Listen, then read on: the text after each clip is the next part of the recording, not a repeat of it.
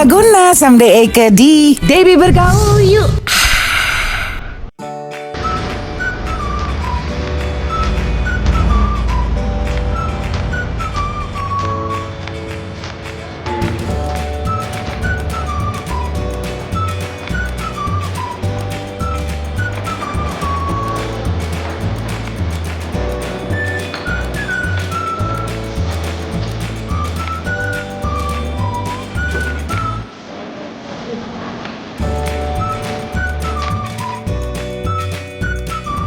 Ayam sama rendang.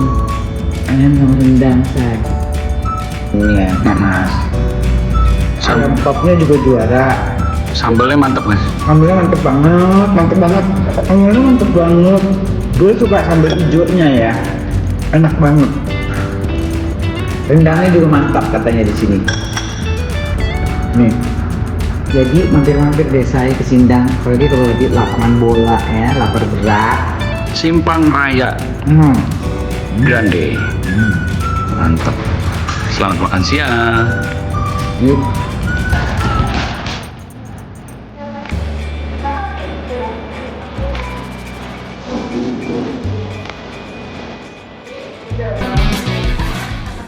Saya Ketumbar Laguna ketemu lagi samde Eke di Debbie Bergaul. Kali orang indang Eke Sutra bersamde. Kali ini Eke sudah bersama dengan Iis Sugianto.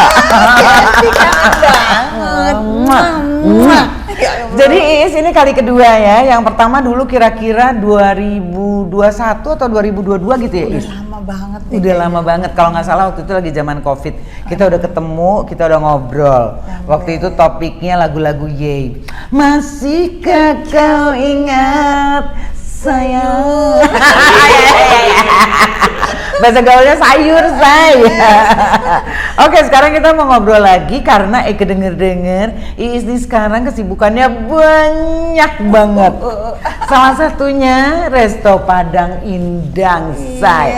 Kita nih sekarang berada di restoran Padangnya namanya Simpang Raya Grande. Simpang Raya Grande di pinggiran TB Simatupang. Iya, pinggiran tol TB Simatupang. Jadi kalau yang mau mampir-mampir silahkan. Mari. Makanannya endul-endul, say. dong, Cocok. harus. Nah, sekarang ceritain Is, gimana prosesnya kok Is sampai terpikir untuk berbisnis makanan Padang?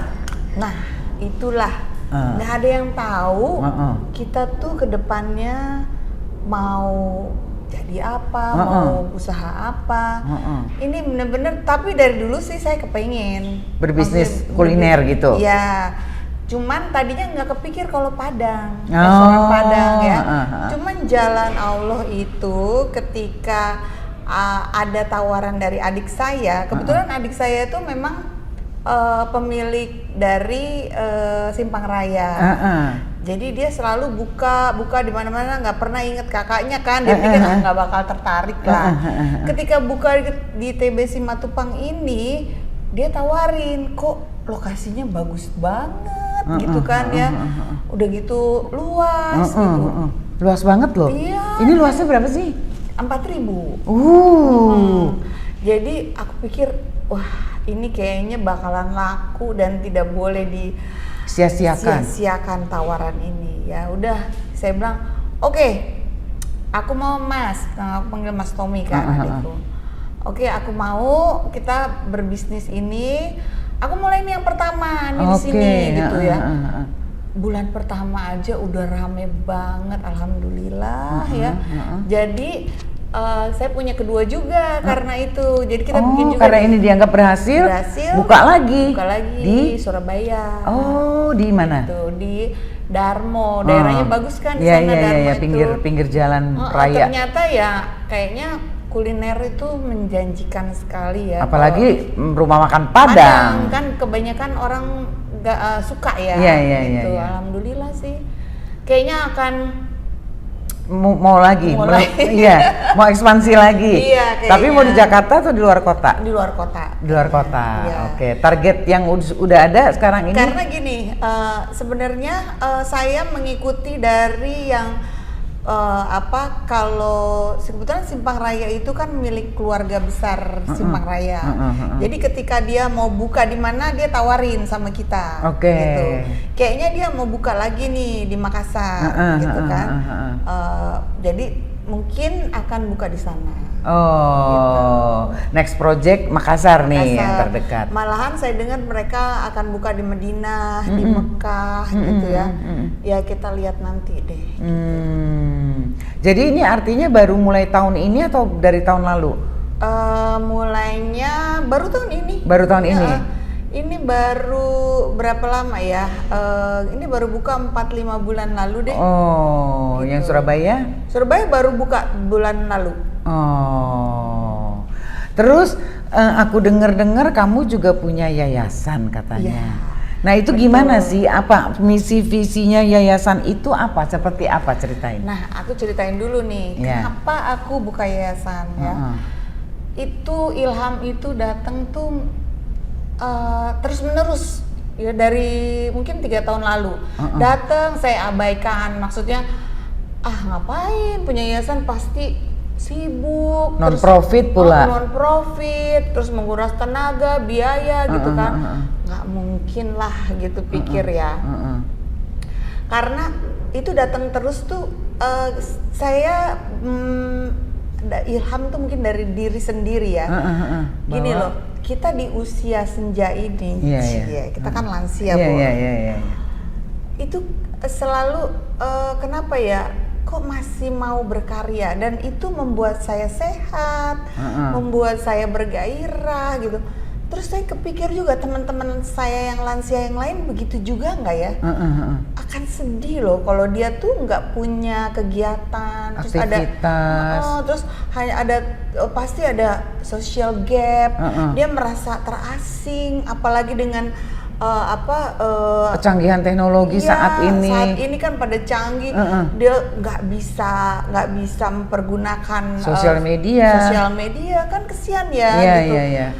Aku pikir aku pengen deh berbuat sesuatu buat teman-teman sesama lansia gitu ya. Kayaknya harus punya yayasan, benar-benar gitu. Akhirnya ketika kok ada rezeki gitu ya. Wah ini gayung bersambut nih. Saya ingin berbuat sesuatu dan membuat saya juga jadi sehat, kreatif, aktif dan mau merawat tubuh. Karena apa? Banyak orang yang memerlukan kita gitu kan. Nah bagaimana caranya merawat teman-teman, mengajak teman-teman untuk tetap bisa kreatif, itu kan ada nilai ibadahnya. Ya kan, jadi saya pikir udahlah jalanin apa yang ada di dalam ilham itu. Walaupun non profit, saya yakin ya Allah akan merawat kita, akan jaga kita karena kita memang ikhlas gitu ya. Ya udah terbentuklah yayasan namanya Harmoni Nusantara Emas. Harmoni Nusantara Emas artinya dia itu adalah kolaborasi antara senior dan junior sehingga dapat tetap berproduktif dan saling memberikan motivasi terus bisa berguna. Anak-anak muda itu juga membutuhkan senior loh, karena dia ingin tahu pengalaman seniornya, apa kesalahan seniornya di bidang apapun, kesehatan melakukan kesalahan apa, ekonomi melakukan kesalahan apa, ya dalam sosial budayanya, pergaulannya, dia perlu, dan yang senior pun juga perlu diupdate, ya kan? Maka itu kemarin saya bikin yayasan ya, bikin konser EBIT GAD itu benar-benar melambangkan kerjasama antara senior dan junior. Mas EBIT kan bikin single berkolaborasi dengan anaknya. Jadi disitulah sekalian launching yayasan saya gitu, Harmoni Nusantara Emas. Emasnya tuh pasti dari golden age gitu ya. Iya kan? itu. Oh. Terus harmoni itu antara senior Dan junior. dan Nusantara di Indonesia. Oke. Saya berharap para lansia semangat ya, tetap yakin bahwa hidup ini bukan hanya menunggu kematian, tapi kita nggak tahu itu kapan. Kita berkarya aja, berbuat yang terbaik sehingga hidup itu barokah sampai kita dipanggil nanti sama Allah. Oke. Nah, jadi kegiatan yang kemarin konser EBIT GAD itu ada apa aja di dalamnya? Nah, di situ kan disambut ya acara itu, alhamdulillah berlangsung dengan sukses. Saya juga memperkenalkan mengenai yayasan kami dan ingin kita berlanjut konser itu di luar kota. Karena apa? Saya pengen ada manfaatnya. Kalau di daerah itu ya kita pasti pernah nonton TV lah, kita lihat anak-anak yang nyebrang melewati tali yang nggak ada jembatannya Karena jembatannya rusak atau nggak ada jembatan untuk ke sekolah. Berjuang untuk sekolah, pendidikan lah maksudnya untuk nih. pendidikan. Terus ibu-ibu juga mau belanja susah, ya kan? Dia harus berenang dulu, gitu kan? Aduh sedih. Malah ada lagi seorang dokter apa seorang bidan mau membantu melahirkan, dia harus menerjang sungai. Nah itu kan sedih banget kan. Terus lihat juga sekolah yang harus kayak kandang ayam, anak-anak tuh sampai depro di lantai. Aduh sedih banget rasanya. Pengen berbuat sesuatu ya, jadi kita mau membuat konser di luar kota. Ini tujuan yang selanjutnya adalah ke Makassar, Manado. Kita pengen ke situ karena kita pengen ada daerah-daerah yang kita udah tuju, yang kita mau perbaikin dan ingin bekerja sama dengan pemerintah daerah agar kita dipermudah untuk membantu mereka membuat jembatan. Karena saya tahu banget kalau mungkin ya pemerintah juga ingin memperbaiki pintunya ada birokrasi, harus kita lewatin birokrasinya kan. Nah dengan adanya kami mudah-mudahan bisa mempermudah dan mempercepat untuk perbaikan tersebut. Perbaikan gitu. Apakah itu membuat jembatan? Ya, perbaikan sekolah.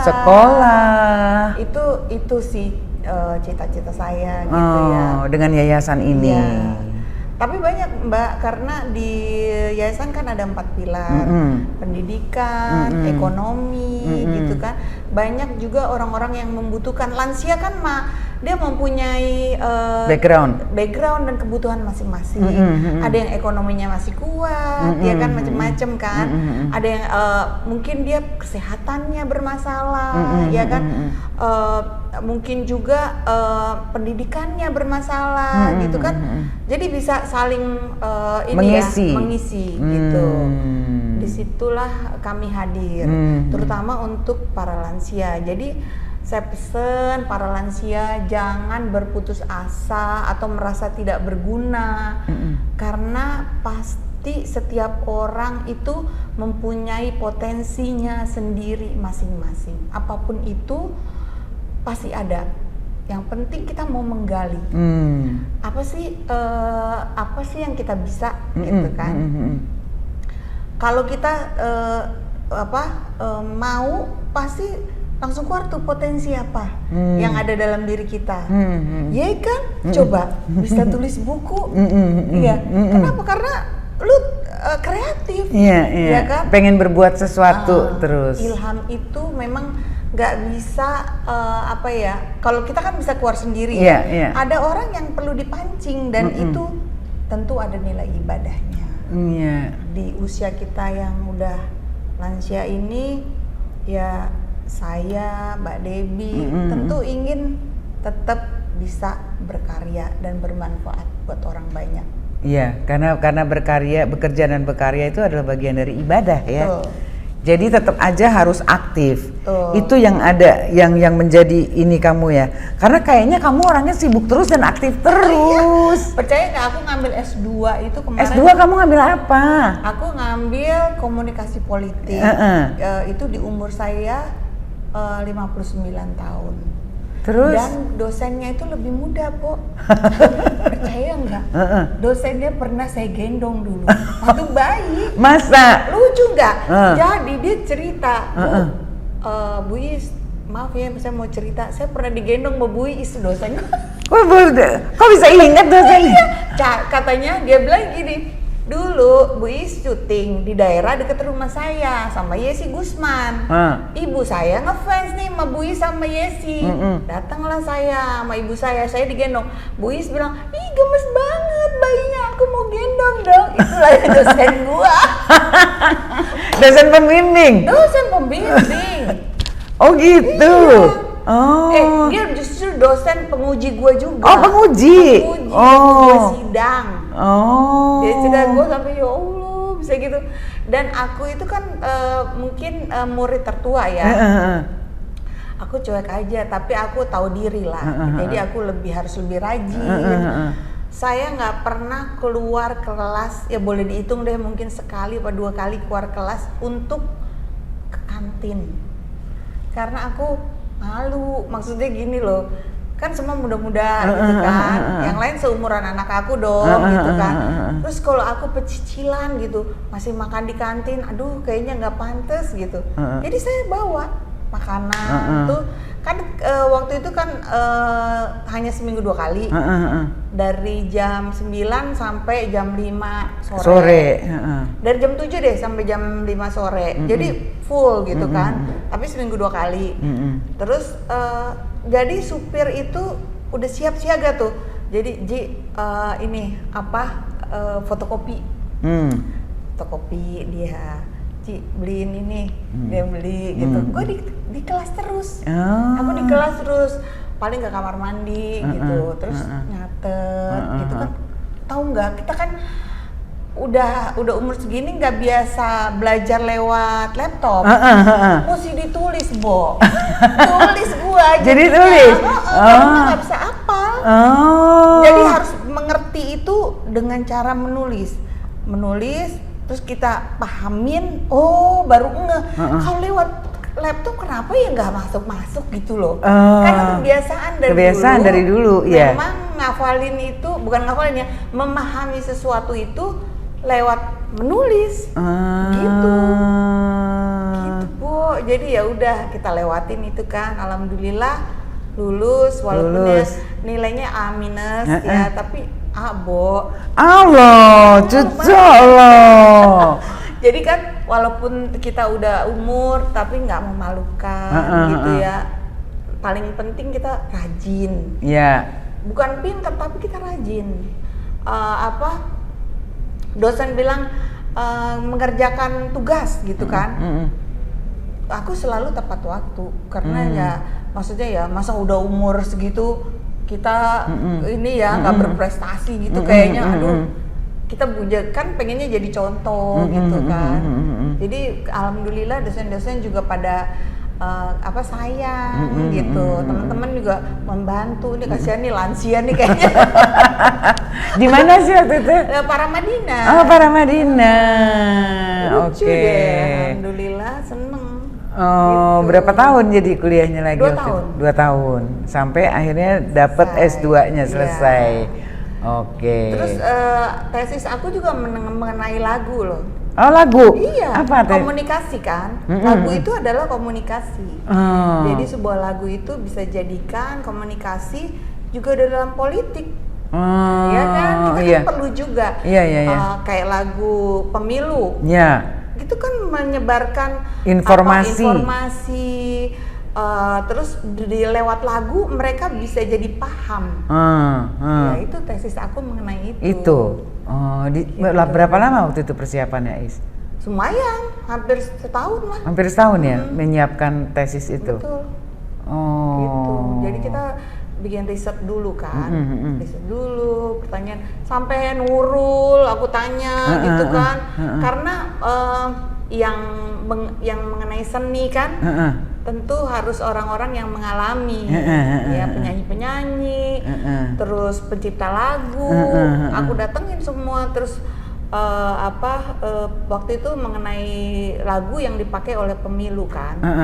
Jadi ya tetap aja di bidang politik juga bahwa mereka menyadari nggak bahwa lagu itu juga ada mengenai pesan politik, bisa sebagai komunikasi politik gitu. Oh iya dong gitu. Nah itu bukti-bukti itu kan saya harus membuktikan bahwa memang lagu itu bisa dijadikan komunikasi politik. Oh gitu. Nah itu tahun lalu ya selesai? Apa 2 tahun lalu?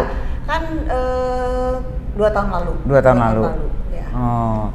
Nah terus anak-anak kamu ada yang di sini, ada yang di luar negeri. Kamu Ya, 3 kan? 3. Jadi Nadia di mana? Di Amerika, tadinya di Boston.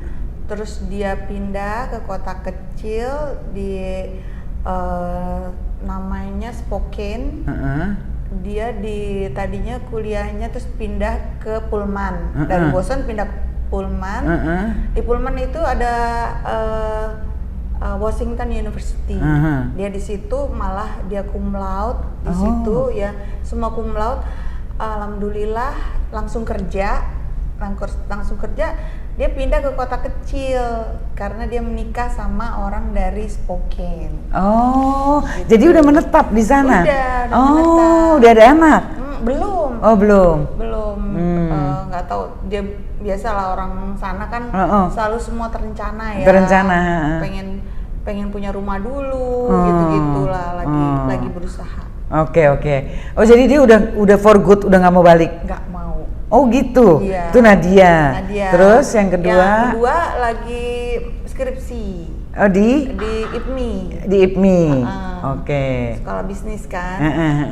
Terus yang bontot udah lulus, malahan dia sekolah di Sound and Engineering dari Prancis. Oh, gitu. Di sini. Udah lulus dan udah dia ini suka main film pendek gitu-gitu. Kayaknya yang nurunin aku sih. Oh, yang paling Shana kecil ini. Si bontot ini. Siapa namanya? Shana. Oke. Jadi kamu cewek, cowok, cewek. Oh. Gitu. Jadi belum ada cucu dong, Say? Belum. makanya masih tetap aktif kemana-mana ya, Say. Iya. Tapi aku rasa punya cucu pun kamu akan tetap aktif ya. Jadi apa sih yang sekarang ada di pikiran kamu tuh apa? Kamu udah yayasan, udah bisnis kuliner, masih pengen ada lagi? Nggak tahu nih ya. Kita seperti air mengalir aja. Semua itu nggak pernah tahu. Tapi yang penting kita selalu berbuat baik ya. Setiap langkah itu mudah-mudahan ada nilai ibadahnya. Itu tujuan saya. Sampai Allah memanggil kita gitu. Tujuan hidup saya ya sekarang itu ya. Bersyukur dan bersyukur aja. Gitu. Nggak tahu, nggak ada yang tahu kita tuh ke depannya mau jadi apa kan, nggak ada yang tahu. Iya kan? Iya. Jadi kamu tujuannya kamu menjalani kehidupan kamu sekarang ini hanya pokoknya saya pengen berbuat. Ya. Berbuat sesuatu yang baik. Baik lahir batin ya. Ke dalam juga selalu ingat mau pulang, ingat pencipta gitu. Jadi harus disiapin sih lahir batin. Tapi berkarya tetap juga harus gitu. Ini ke depan saya kepengen juga bikin single sama anak saya Shana tuh. Shana suka nyanyi ya? Suka nyanyi. Jadi masih ada kayak gitu. Pengen bikin single berdua dia duet gitu. Kan kita kan memang pergi pengen meninggalkan legacy. Terus pengen juga anak-anak kita siapkan gitu kan. Cuman alhamdulillah tuh dari kecil memang saya udah belajar tidak melekat kemana-mana ya. Maksudnya karena semua kan titipan ya, nggak ada yang kita milikin. Jadi sama anak-anak juga saya udah dari kecil nggak berusaha yang bahwa dia milikku gitu. Enggak, mereka juga tahu itu. Jadi persiapkan mental mereka sejak dini sih. Kemelekatan terhadap sesuatu. Iya. Apakah itu terhadap benda, Iya. duniawi lah sifatnya kali gitu ya? Nggak ada yang kita milikin semua kan. Selamanya. Iya, selamanya nggak ada. Jadi kita tuh hanya titipan aja gitu. Jadi kegiatan saya tuh pengajian sekarang, yayasan, terus ada bisnis juga. Bisnis kuliner ini. Terus tapi masih nyanyi loh. Masih suka ada panggilan-panggilan ya? Iya. Jadi tertentu gitu. Saya terima selektif sih. Itu tetap karena itu nggak ada Bagian dari kamu. nggak ada yang rugi ya kalau menyanyi itu senang, gembira, membuat orang bahagia, terus kita diterima, suara kita tuh bisa menghibur, ya Allah, itu kan ibadah banget ya, masih bisa menghibur, itu kan anugerah. Iya betul. Jadi Badan sehat pula. badan sehat, olahraga, Iya. ya, tiap hari tuh kayak Kita nih tetanggaan, Say. Desa aktif banget olahraganya, iya kan? Lu juga lah ya. Pokoknya nih kita orang-orang yang kalau jaga kesehatan itu pasti jadi apa ya? Aktif. Terus Positif. bersyukur, menikmati. nggak kayak kalau kita nggak positif tuh ngedumel, nggak berkarya, nggak kreatif, aduh rugi banget. Terus di rumah aja nunggu, lama-lama bisa pikun ya, Say. Aduh. Udah mana sekarang juga suka gitu ya. Kacamata di mana taunya di sini. Pembantu gue suka ketawa. Jadi event yang paling dekat nih buat yayasan kamu adalah di mana nanti nih? Ini nanti mungkin di Manado atau enggak di Makassar. Oh, oke. Manado sama Makassar. Iya. Bentuknya apa? Konser atau apa? Konser tetap. Konser. Jadi kita akan berkumpul artis-artis tahun 80-an sampai 2000. Nah, disitulah zaman keemasan produksi musik Indonesia, pop Indonesia. Yeah. Nah, itu kan marketnya besar banget pada saat itu kan, yang setiap single album itu jutaan, ya kan? Nah, itu pasti orang-orang tuh masih banyak yang suka lagu tahun 80-an nostalgia gitu. Nostalgia sambil kita berolahraga. Jadi nanti yang datang itu rencananya harus pakai sneaker ya. Jadi mereka pakai sepatu Keds untuk siap bergoyang, bernostalgia sambil berolahraga. Oh, itu konsepnya ya? Konsepnya, jadi judulnya aja Healthy in Harmony. Oke. Judulnya itu konsernya. Jadi sehat tapi juga dalam nada. Oke. Itu dalam waktu dekat Manado dan Makassar. Iya. Karena Jakarta udah kemarin. Oke. Gitu. Oke deh kalau gitu. Eka doain semoga lancar semuanya. Dan Eka perlu Y ya, karena Y itu kan brand ambasadornya Lansia. Cucok banget gak sih? Dan ini adalah podcast saya pertama loh. Kan aku berhenti. Oh. Iya kan? Dan itu udah jalannya. Iya bener, karena kamu sibuk ke yang lain-lainnya akhirnya. Iya, tadinya kan Iis kan ada loh punya YouTube podcast ya. Jadi terhenti karena kesibukan bisnis kuliner, yayasan. Dan aku juga bikin klaster kan. Oh iya. Aku bikin perumahan juga. Aduh, saya nggak bisa diem, memang banyak banget bisnisnya. Kuliah, iya nggak sih? Klaster di mana deh? Aku harus cerita dulu. Dari zaman SMA dulu, kerjaan aku adalah, papiku kan pengusaha. Jadi aku selalu punya selalu diajarin untuk punya usaha sama papi. Jadi aku tuh berbakat banget di situ gitu. Jadi kalau ada rumah buruk, kita beli, kita renov, dijual, selalu menguntungkan gitu. Jadi papiku bilang, kamu tuh berbakat loh Is di perumahan, lihat deh kamu selalu jual rumah untung gitu kan, bikin aja klaster. Oh iya ya, cari tanah, gak usah gede-gede, 2.000, akhirnya dapet di Pangkalan Jati. Aku bangun tuh, namanya Karima Residence. Karima. Karima. Bangun kan, di situ Terus bangun satu laku, bangun 2 laku, bangun 3 laku. Karena apa? Aku tuh kalau bangun tuh seperti aku tinggal di situ.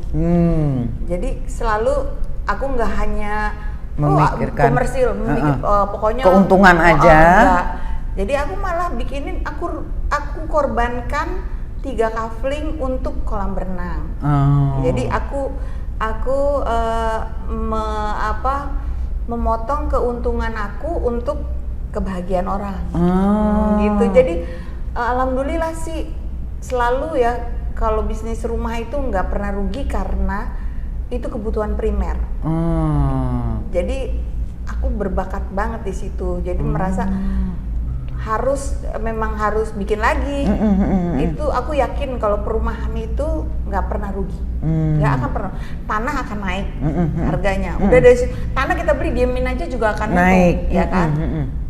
Jadi kalau mau berbisnis tuh kalau nggak kuliner, tapi yang tepat ya, kalau kuliner harus yang tepat. Pilih yang tepat. Ada juga yang kuliner yang ambrokan ya. Tapi kalau perumahan itu kebanyakan untung. Dari tanahnya aja kita untung, ya kan? Jadi kalau aku bilang, kalau orang mau berusaha pertama kali nih ya, mau punya bisnis, lebih baik beli tanah mau 50 meter, mau 100 meter, beli aja. Karena jangan utang sama bank, jangan utang sama bank kalau menurut saya ya. Dari situ potong aja, misalnya punya 1000 meter, potong 30% untuk fasum, ya, fasilitas umum itu kan harus buat jalan ya, 30%. Sisanya itu baru deh tanah 700 kan potong 30. 700 itu kita bagi. Kita potong-potong deh tuh. Kita bikinin sertifikat masing-masing. Itu Kafling di kafling. Bikin satu rumah contoh. Udah. Modalnya itu doang sih. Kita tunggu aja. Ya kalau bisa sih kita bangun 3 supaya orang lihat rumah contoh udah ada dong. Udah. Gitu. Sebenarnya nggak usah besar-besar dulu sih. Jadi yang di sana yang klaster Karima itu berapa kafling kamu buat? Ada 50. Wow. Ya. Sampai 54. Iya. Oh. Dan nggak terlalu jauh kan? Iya. Iya, alhamdulillah sih. Oh. Udah berjalan, udah. Dari kapan itu? Udah lama aku bikin kayak gitu tuh. Terus sekarang sih pengennya ya nggak usah kalau repot banget gitu, kalau mau usaha kecil-kecil gitu aja beli aja rumah yang nggak terlalu bagus, kita bangun, renov baru kita jual lagi. Gitu. Oh kamu sangat intuit ya, kamu di situ banget ya. Iya. Dari muda tuh. Dari muda. Kalau itu sih dari muda. Oh. Gitu. Baru merembet ke yang lain-lainnya. Ya udah kalau gitu aku doain deh. Amin, pokoknya semuanya berjalan lancar. Ya. Amin. Kita harus kolaborasi nih kayaknya nih. Betul. Untuk memajukan para lansia. Lansia bahagia. Lansia kreatif, produktif. Itu adalah kita. Oke, Yes. Thank you banget. Sampai ketemu lagi geng kamu. Jangan lupa mampir-mampir ke Simpang Raya Grande. Bye. Yuhu. Ketumbar Laguna someday ke di Debbie bergaul yuk.